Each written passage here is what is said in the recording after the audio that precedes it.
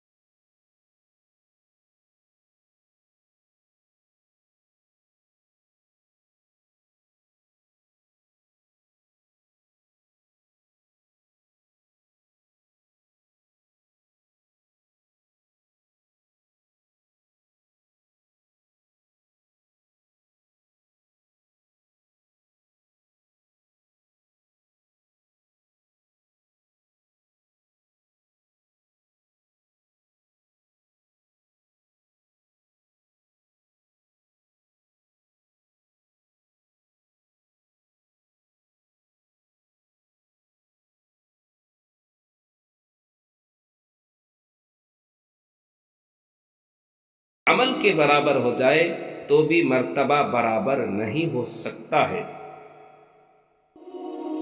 اللہ کے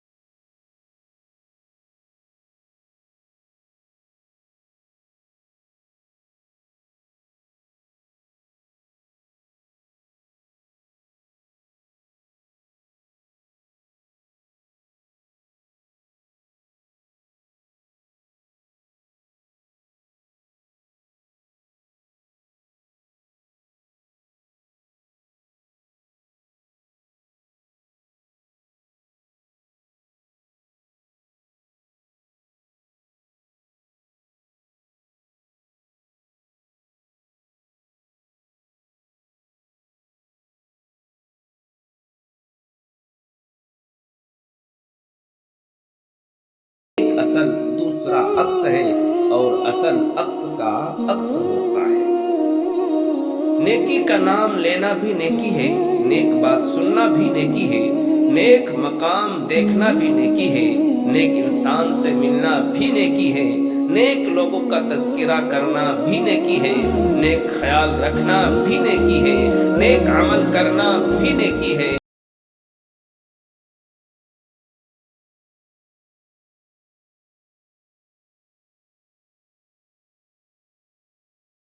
یا تمہارے سامان تمہارے کچھ کام آ سکتے ہیں؟ ہرگز نہیں۔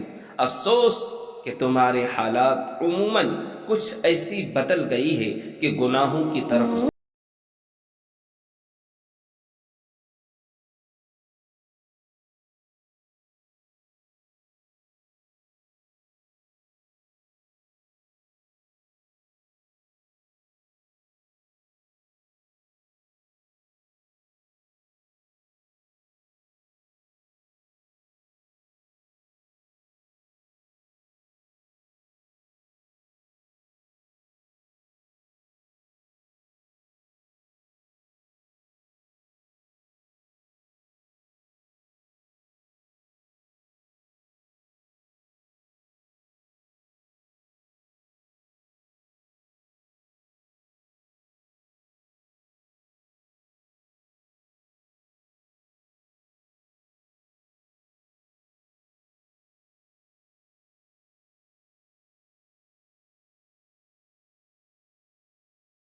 رنج و راحت اللہ تعالیٰ کی طرف سے ہے، دولت اور غریبی اللہ تعالیٰ کی طرف سے ہے، زندگی اور موت اللہ تعالیٰ کی طرف سے ہے، تو ہمارے پاس تسلیم کے علاوہ کیا رہ جاتا ہے کہ ہم تسلیم نہیں کریں؟ اگر تم صبر کرو گے تو قضا قدرت تمہارے لیے جاری ہو جائے گی اور تمہیں اس کا اجر ملے گا، اور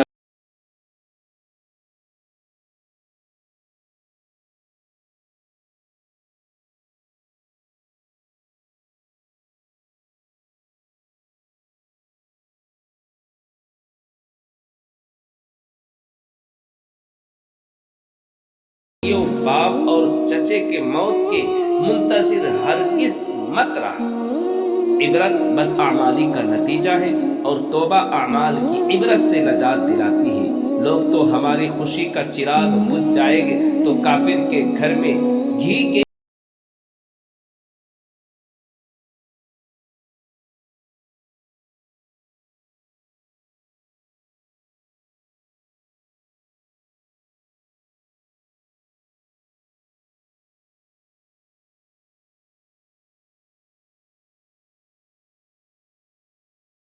کہ جو اپنے فراق و جانو وہ ہم نشی پر فراخ جانو، جو کچھ اس کا ہوا اس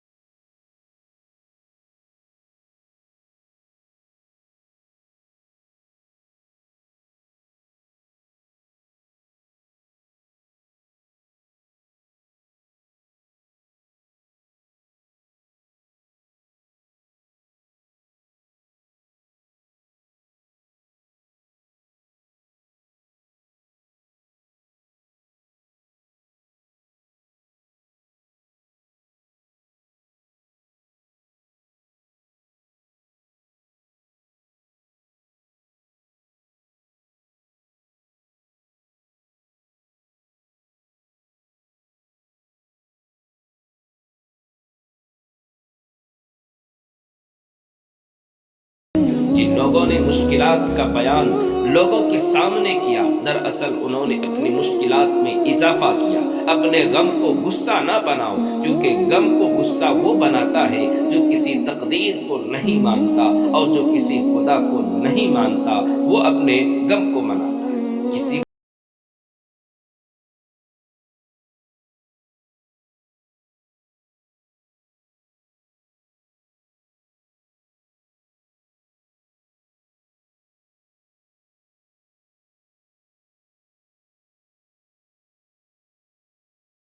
میں مہمانوں کی خوش ہو کر توازن کی جاتی ہے اس گھر میں برکتیں رحمتیں نازل ہوتی رہتی ہے۔ کیا آپ اللہ کو یاد کر کے روتے ہیں کہ اس کی یاد کا ایک غم جو آپ رو کر اس غم سے نجات حاصل کرنا چاہتے ہیں؟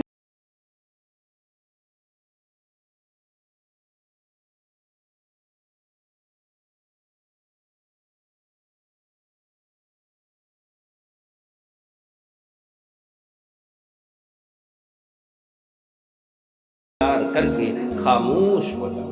بے شک جن لوگوں نے اللہ تعالیٰ کی عبادت جنت کی نعمتوں کی امید سے کی، ان کی عبادت ایک طرح کی تجارت ہوتی ہے۔ بے شک نرم کلامی اور چھوٹے بڑے سے السلام علیکم کہنا عبادت ہے۔ بلا شبہ فحش باتوں اور بیہودہ کوئی اسلام کے اخلاق میں سے نہیں ہے، اس لیے فحش باتوں سے پرہیز کریں۔ پسند کی عورت چاہتے ہو تو اس کے ہاتھ کے ناخن اتار کر جیب میں رکھ لو، وہ عورت تم پر عاشق ہو جائے گی۔